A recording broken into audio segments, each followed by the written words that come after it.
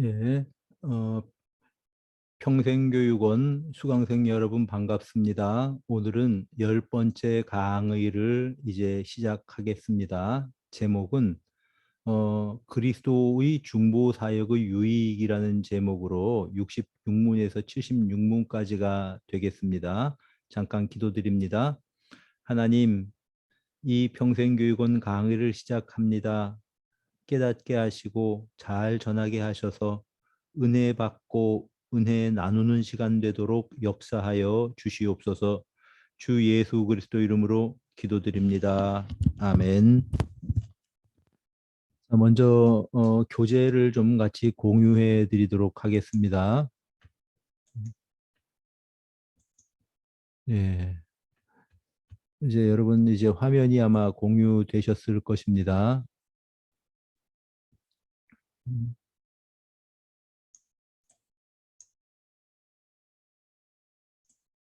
먼저 우리 66문을 한번 보도록 하겠습니다. 선택된 자가 그리스도와 함께 가지는 연합이란 무엇인가? 우리 눈으로 한번 읽어보시기를 바랍니다.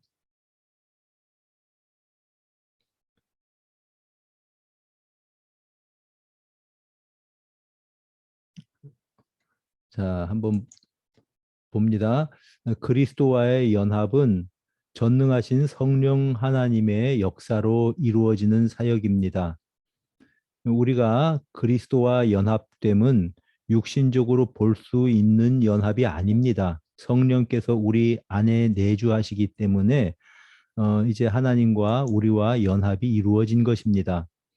또한 이 연합은 참되고 실제적인 관계입니다. 보이지 않는다고 해서 어떤 상징적인 관계가 아니고 실제적으로 성령께서 거하시면서 우리는 하나님과 연합되어 있는 것입니다. 때문에 어느 무엇도 그것을 나눌 수 없습니다.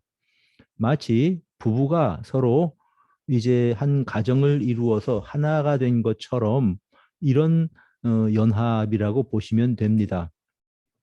모든 택자들의 공동체는 다시 말하면 어떤 지상의 무형교회의 모든 어떤 무형교회 구성원들은 그리스도의 영적인 신부가 됩니다.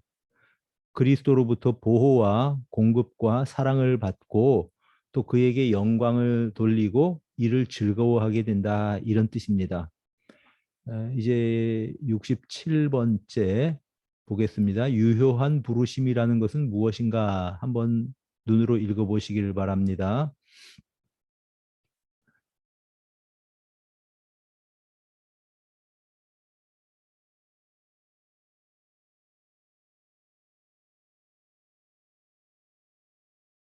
예, 여기 유효한 부르심이라고 하는 것이 있죠. 하나님이 사람들을 부르시는 방법은 두 가지가 있습니다. 하나는 외적 소명 혹은 외적 부르심이라고 하는데요. 외적 소명은 일반적으로 증거되는 복음 증거를 의미합니다. 그런데 이 외적 소명은 죄인들을 회심시키기에 충분하지 않습니다. 반면 내적 소명은 사람들의 마음에 역사하시는 성령의 부르심을 의미합니다. 이를 유효적인 소명, 유효적인 부르심, 또 효과적인 부르심 등으로 우리가 부릅니다. 이 유효적인 부르심은 모든 사람을 향해서 역사하지 않습니다. 만약 그렇다면 모든 사람이 다 구원을 받게 될 것입니다. 그러나 구원은 하나님께서 영생을 주시도록 작정된 사람들에게만 주어지는 선물입니다. 하나님은 모든 사람을 동일한 방식으로 사랑하지는 않으십니다. 즉 일반적으로 모든 인류를 향하신 사랑을 베풀어 주십니다. 그거는 일반적인 사랑이죠. 즉 햇빛과 또 이제 비를 모든 사람에게 다 베풀어 주시는 것, 이런 것은 하나님의 일반적인 사랑입니다. 그러나 이 일반적인 사랑으로 우리가 구원을 받지는 못합니다. 그들 가운데 택한 사람들에게만 영생을 주시기 위해서 성령께서 역사하시는 것이 유효적인 소명입니다. 우리가 구원받은 과정을 생각해 보면 누군가 우리에게 복음을 전하는 사람들이 있었습니다. 그런데 사실은 내가 반응하지 않았던 것이죠. 그러니까 이 일반적으로 나에게 예수 믿읍시다, 교회 가자, 교회 갑시다, 하나님을 믿으면 예수 믿으면 영생을 얻습니다라고 하는 것들은 그것이 외적인 부르심이고요. 또한 내적인 부르심은 어느 순간에 성령께서 역사하셔서 하나님의 이 말씀을 하나님의 뜻을 이제 우리가 그 이제 이 받아들이도록 하는 어떤 그것이 바로 그 유효적인 부르심이다. 이렇게 보시면 될 것입니다. 자, 이런 하나님의 사랑은 불공평한 것이 아닙니다. 왜냐하면 모든 인류가 다 멸망당한다고 할지라도 이거는 하나님의 의로우심과는 관계가 없습니다. 무슨 뜻인가 하면 어, 이제 이 모든 인류가 다 이제 멸망을 당해도 하나님과 직접 관련이 없고 그것 자체가 하나님의 의로우심이라고 하는 말입니다. 그런데 그 가운데 특별히 일부의 사람들을 구원하시는 것이 하나님의 특별한 사랑입니다. 하나님은 모든 인류에게 동일한 사랑을 베푸셔야 될 의무가 없다는 말입니다. 이런 하나님의 사랑이 무조건적이라고 하는 의미는 구원이 전적으로 하나님의 의지에 달린 것이기 때문이고, 그래서 하나님께서 성령을 통해서 역사하시는 사람이 구원을 받는 것이라는 것이죠. 또한 이제 이 택한 자들의 형편이나 상황에 따라서 구원 자체가 변화될 수 있는 것이 아니라는 의미입니다. 그러니까 하나님께서는 결국은 하나님의 뜻을 구원하신다고 하는 그 하나님의 뜻을 택자들에게는 이루어 가신다는 의미입니다. 하나님께서 택자들을 각 개인을 위하여 지정해 놓으신 특정한 시간으로 인도하십니다. 여러분은 어떻습니까? 어린 시절부터 교회를 다닌 분들, 모태 신앙인 분들, 또는 청년 시절에 믿기 시작한 분들 다 다를 것입니다. 그런데 그러한 특정한 시간에 이르기까지 하나님께서는 우리 한 사람 한 사람들을 인도해 가셔서 이제 어느 특정한 시간에 믿도록 예수님을 우리가 인정하고 성령님을 마음속에 모셔드리도록 역사하신다는 것입니다. 하나님은 택자를 그의 말씀과 성령의 협동 사역으로 구원하십니다. 그러니까 어떤 말씀만 있고 성령의 역사가 없이는 우리가 구원받을 수 없는 것이고, 반대로 성령의 역사가 있는데 말씀의 역사가 없이는 그 사람이 참된 진리 가운데서 구원을 알 수가 없다는 말씀입니다. 항상 말씀과 성령이 같이 가는 것입니다.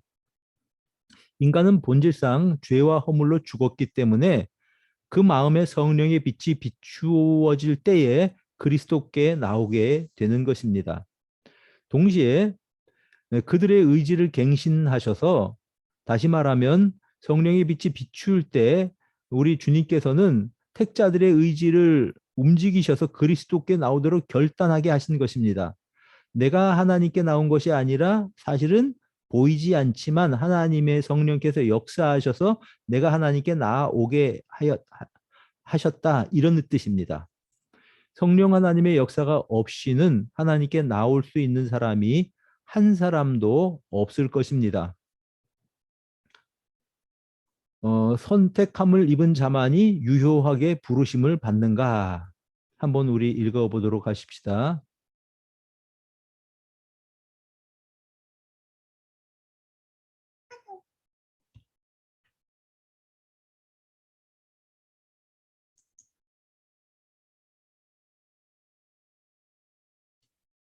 자, 우리 한번 설명을 드리겠습니다. 요 답에 대해서요.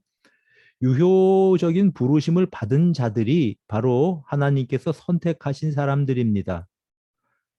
성령의 사역 외에 말씀의 사역, 복음 선포에 의한 사역이 있습니다. 아까 외적 부르심 이야기를 했지요. 말씀의 사역에 의해서 외적으로 부르심을 받죠. 그런데 마태복음 22장 14절에 보니까 청함을 받은 자는 많되 택함을 입은 자는 적다라고 주님께서 말씀하신 것처럼 외적인 부르심을 받아서 나온 사람들은 많을 수 있습니다. 그러나 그 가운데 택함을 받아서 유효한 부르심을 통해서 하나님의 자녀가 되는 사람은 적다, 많지가 않다. 그런 의미입니다. 음, 여러분, 성령의 일반적인 역사는 죄를 깨닫고 삶을 새롭게 만들고 죄와 악을 억제하고 사람들에게 친절하게 자비를 베푸는 사람으로 사람이 될 수 있도록 감화를 줄 수 있습니다. 그러니까 일반적으로 죄를 깨닫고 선하게 살 수 있도록 일반적인 감화를 주실 수 있다는 말입니다. 그런 일반적인 감화를 통해서 구원이 이루어지진 않습니다. 참된 구원은 성령께서 회개와 참된 믿음을 가지게 하셔서 그리스도와 연합되게 하십니다. 그래서 참된 구원이 이루어진다는 말씀입니다. 성령의 이런 일반적인 역사는 사람을 거듭나게 하지는 않습니다. 좀 부족함이 있죠. 그리고 왜 어떤 사람에게는 이제 이 유효적인 부르심이 임하고 어떤 사람에게는 임하지 않느냐라고 우리는 항의할 수가 없습니다. 그것은 하나님의 주권과 하나님의 자유에 속한 부분이기 때문에 그렇습니다. 69번 문제 한번 보십시다. 무형교회의 회원들이 그리스도와 더불어 가지는 은혜의 교통이란 무엇인가? 눈으로 한번 보시기를 바랍니다. 예, 은혜의 교통은 그리스도의 중보적 사역의 결과로 칭의, 양자 삼으심, 수양이라고 하죠. 성화와 그리스도와의 연합을 통해 교제하는 것을 의미합니다. 이제 그래서 이런 연합을 우리가 은혜의 교통이라고 그렇게 이제 부르죠. 그 다음에 70번 의롭다 칭하심, 칭의라고 합니다. 칭의란 무엇인가? 눈으로 한번 우리 읽어보십시다.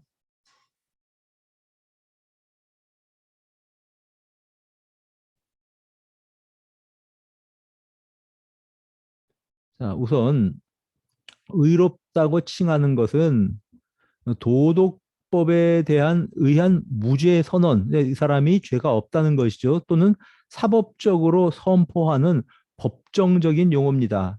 법정에서 저 사람은 무죄라고 선포하는 그런 선포가 칭의라고 하는 말입니다. 사람이 의롭다고 선포하실 때 그들의 모든 죄는 사면되고 용서됩니다. 그런데 단순한 용서와 죄의 사면의 선포만으로는 불충분합니다. 저 사람은 무죄다라고 하는 것만으로 그 사람의 죄 자체가 없어지지는 않는다는 말입니다.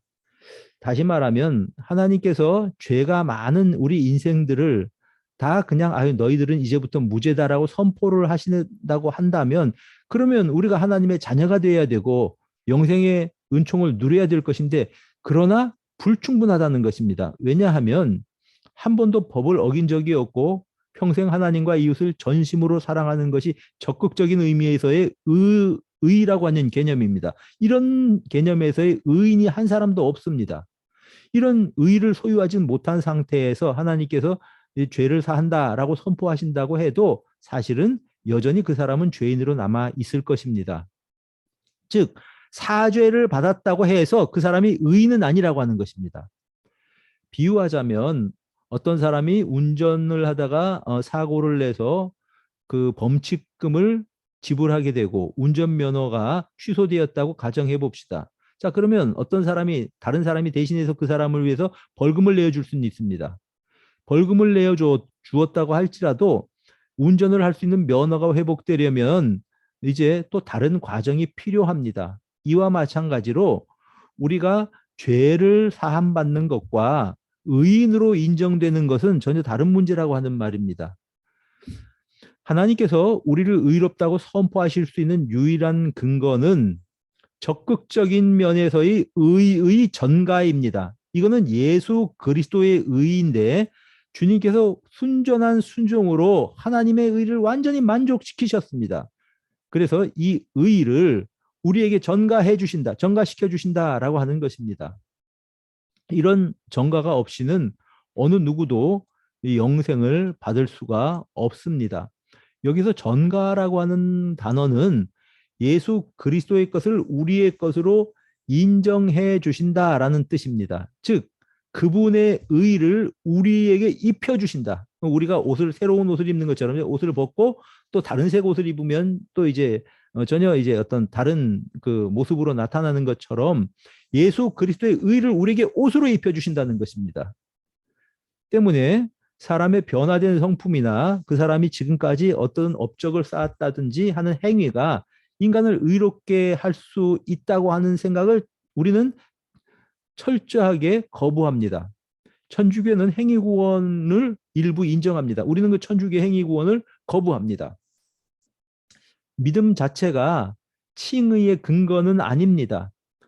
그런데 우리는 믿음을 통해서 그리스도의 의를 옷 입음으로 의롭다고 인정받는 것입니다. 다시 말하면 믿었다고 하는 자체도 나의 의가 아니라는 것이죠.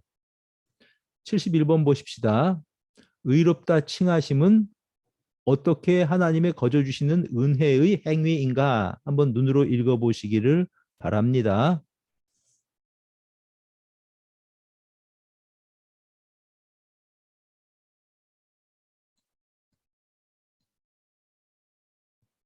자, 우리 해설을 해드리겠습니다.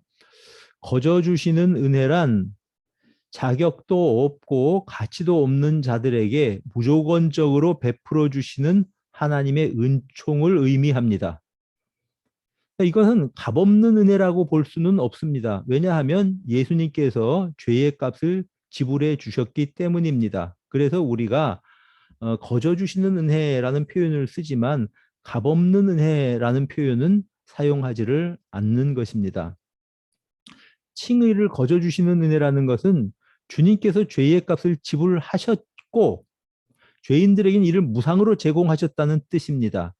그러므로 칭의는 전적으로 하나님의 선물입니다. 때문에 칭의는 죄의 값은 지불되었지만 값이 지불은 되었지만 이건 주님이 편에서입니다. 우리 편에서는 거저 주신 은혜라. 뭐 혹은 뭐 어떤 사람들은 표현하기 값없는 은혜라고 이제 표현하기도 합니다만 엄밀히 말하면 이제 값없는 은혜가 아니고 거저 주신 은혜다. 이것이 좀 더 정확하다고 볼 수 있습니다. 예수 그리스도께서 죄의 값을 지불하셔야 하는 이유는 하나님께서 공의로우신 분이기 때문에 그렇습니다. 하나님께서는 죄의 값의 지불 없는 용서를 인정하지 않으십니다.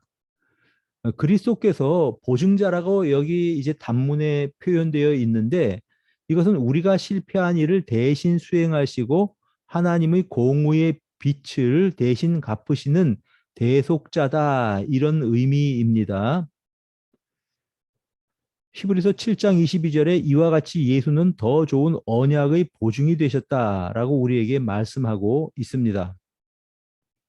죄인들의 칭의를 위해서 사람들에게 요구하시는 것은 예수 그리스도를 구주로 믿는 믿음입니다. 다시 말하면 우리가 그 칭의, 의롭다함을 받기 위해서는 우리에게 필요한 것은 예수님을 구주로 믿는 믿음입니다. 그런데 그 믿음 자체가 하나님의 선물이라고 하는 말입니다. 인간의 공로가 아니라는 것이죠. 이런 믿음을 구원적 믿음이라고 우리는 부릅니다. 사도행전 11장 18절에 그들이 이 말을 듣고 잠잠하여 하나님께 영광을 돌려 이르되 그러면 하나님께서 이방인에게도 생명 얻는 회개를 주셨도다 하니라 이렇게 말씀을 합니다.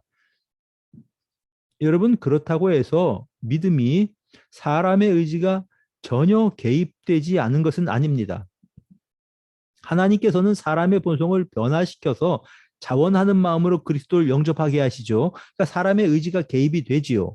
그런데 그 의지가 발동하도록 역사하시는 분이 성령이시기 때문에 사람의 공로가 아니라고 그렇게 이야기하는 것입니다. 선한 행실은 우리 영혼의 구원을 위한 것이 아니지만 선한 행실은 그리스도인들이 우리를 창조하시고 구원하신 하나님을 향한 헌신과 감사를 의미한다. 무슨 말인가 하니 선행의 구원이 원인은 아닙니다. 그러나 선행은 구원의 열매입니다. 칭의 교리를 통해서 우리는 구원에 대해서는 오직 감사와 영광을 하나님께만 돌릴 수밖에 없습니다. 이런 두 번째, 의롭다 칭하게 하는 믿음이란 무엇인가? 한번 읽어보시기를 바랍니다.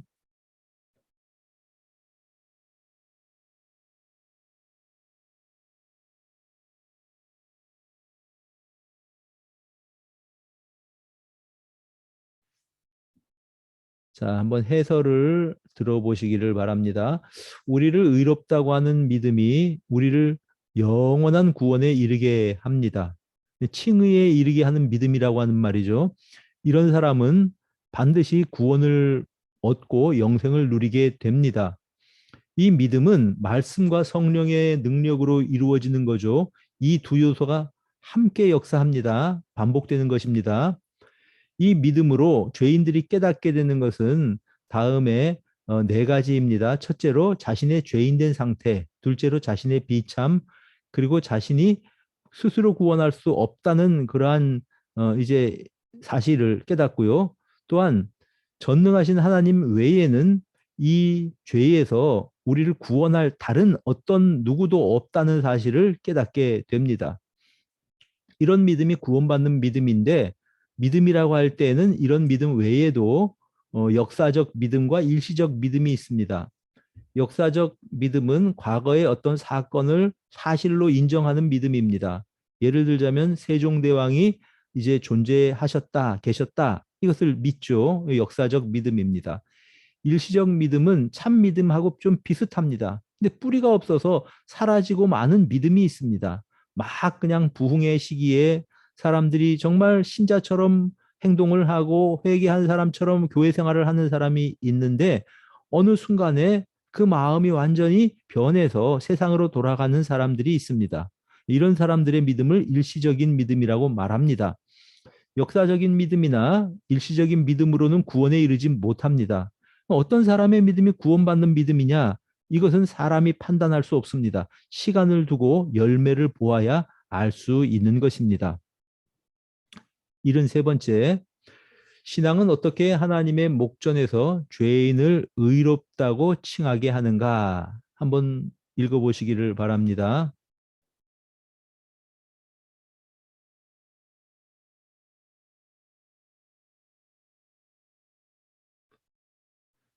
자, 한번 해설을 해드리겠습니다. 믿음은 우리의 칭의의 수단이죠. 칭의의 근거는 아닙니다. 칭의의 근거는 예수님의 구속 사역이죠. 믿음은 이 신자의 선행으로 간주되지 않습니다. 왜냐하면 믿음 자체가 하나님의 선물이기 때문입니다. 그럼 믿음은 뭐냐? 하나님의 은혜를 받아들이는 채널입니다. 가톨릭은 믿음을 공로적 은혜라고 그렇게 가르칩니다. 공로적 은혜, 공로적이라고 하는 말이 문제가 있죠. 다시 말하면 믿음을 선한 행위의 한 형식이라고 가르치는 겁니다. 구원이 인간에게서 나올 수 있다는 가능성을 열어놓은 것이 공로적 은혜라는 그런 표현입니다. 이거는 거저 주시는 하나님의 은혜라는 그런 성경의 가르침과 배치되기 때문에 우리는 이런 교훈을 받아들이지 않습니다. 양자로 삼는 것, 이거는 수양이라고 하죠. 한번 읽어보도록 하겠습니다.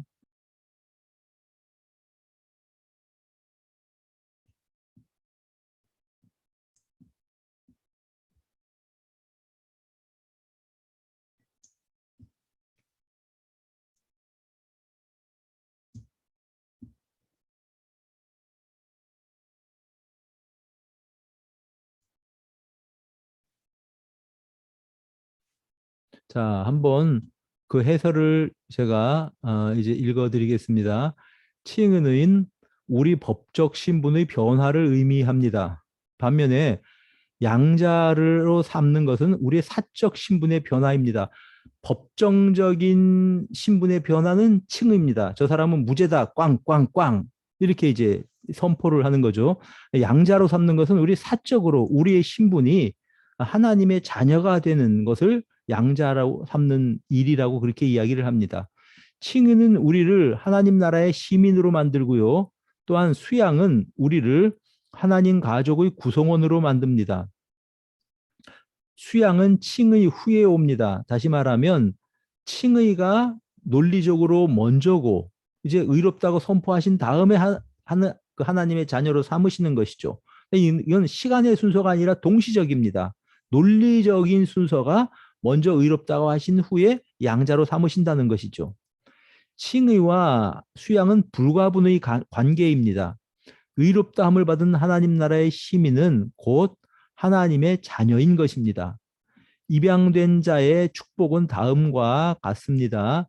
첫째로 하나님의 자녀로 하나님과 특별하고 친밀한 교제를 누리게 되는 것입니다. 우리 마음속에 성령 하나님께서 임재하십니다. 이 생에서 하나님의 약속에 대한 권리를 누립니다. 그리스도와 함께 한 후사로 영원한 영광을 누릴 소망을 가집니다. 이런 수양은 일생 한 번의 경험입니다. 때로는 우리가 이제 이 믿음이 약해졌다고 해서 하나님께서 그 자녀를 완전히 그냥 뭐 포기해 버리신다든지 아니면 자녀가 아니라고 부인하신다든지 하는 분은 아니십니다. 자, 거룩하게 하심이란 무엇인가? 성화에 대해서 한번 읽어보십시오.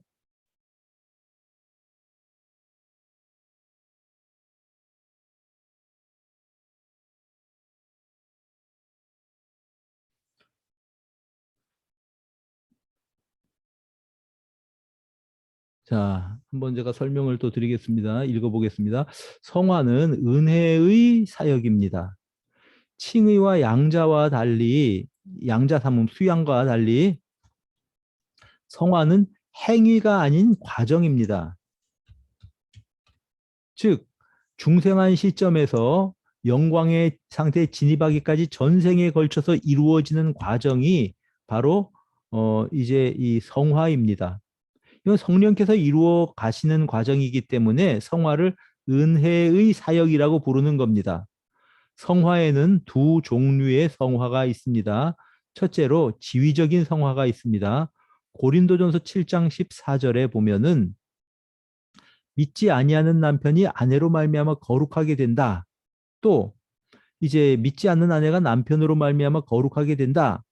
그렇게 될 때는 이제 이 믿지 않는 남편이나 아내가 그 아내나 남편으로 말미암아 거룩하게 된다. 사실 지위가 신분이 거룩함에 이르게 된다. 바로 이런 것을 우리가 이제 지위적인 성화라고 그렇게 이야기를 합니다. 이제는 거룩하니라. 그다음에 인격적인 성화가 있습니다. 이건 뭐냐 하면 이제 대요리 문답에서 보통 성화라고 할 때에는 인격적인 성화를 의미합니다. 이제 우리가 조금씩 예수 그리스도를 닮아가는 과정을 의미한다. 이런 말로 성화라는 단어를 사용한다는 거죠. 지위적 성화는 우리가 예수를 믿을 때 하나님의 자녀로 지위가 바뀌었다고 하는 이 거룩하게 되었다고 하는 이 성화의 개념이 아니고 여기 요리문답에서 주로 이야기할 때는 이제 이 인격적인 성화의 개념을 이야기하는 것입니다. 76. 생명에 이르는 회개란 무엇인가? 한번 읽어보시겠습니다.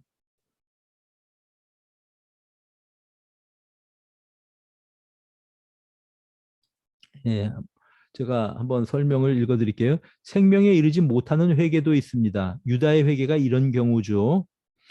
이 회개의 결과가 영생이기에 이것을 구원적 은혜라고 부르는 겁니다.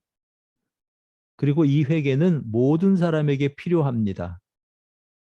또 이 생명에 이르는 회개는 말씀의 역사와 성령의 사역으로 이루어집니다. 역시 아까도 반복해서 말씀을 드렸죠. 말씀과 성령 항상 같이 가는 것입니다. 죄인은 자신의 죄를 자각하는 데서 끝나는 것이 아니고 죄를 깨닫고 슬퍼하는 데까지 이르는 것이죠. 여러분, 회개는 태도의 변화만이 아니라 바른 삶을 살고자 하는 진지한 노력까지를 의미하는 것입니다. 자, 오늘은 76문까지 하겠습니다. 오늘 이제 우리가 배운 이 분량이 대요리문답에서 굉장히 중요한 부분입니다. 다시 말씀드리면 구원의 서정, 우리가 어떤 과정을 통해서 하나님의 자녀가 되었는가 하는 것들을 논리적으로 설명하는 그런 부분이 되겠습니다. 그래서 굉장히 중요한 그러한 이제 부분이 되죠. 이제 오늘도 그렇고 이제 다음 주에 이 역시 사역 역시 그 그 대교리 문답 역시 굉장히 중요한 그런 부분이 되겠습니다. 좀 딱딱하게 들릴지 모르겠지만 시간이 될 때 차분하게 읽어보시고 혹시 이해가 되지 않는 부분은 질문해 주시면 제가 또 이렇게 아니면 또 이렇게 이제 질문을 올려주시면 우리 게시판 있죠. 이제 그 카페에 글 올려주시면 제가 답변을 해드리도록 하겠습니다. 감사합니다. 기도합시다. 하나님 감사합니다. 우리 수강생 여러분들과 이제 이렇게 이 대교리 문답을 공부를 했습니다. 참 딱딱하고 때로는 이제 이렇게 어렵게 느껴질까 걱정이 됩니다. 이를 잘 깨닫게 하시고 우리가 구원에 굳게 서서 믿음이 흔들리지 않도록 붙잡아 주시옵소서. 우리 구주 예수 그리스도 이름으로 기도드립니다. 아멘. 네, 감사합니다. 또 다음 주에 뵙겠습니다.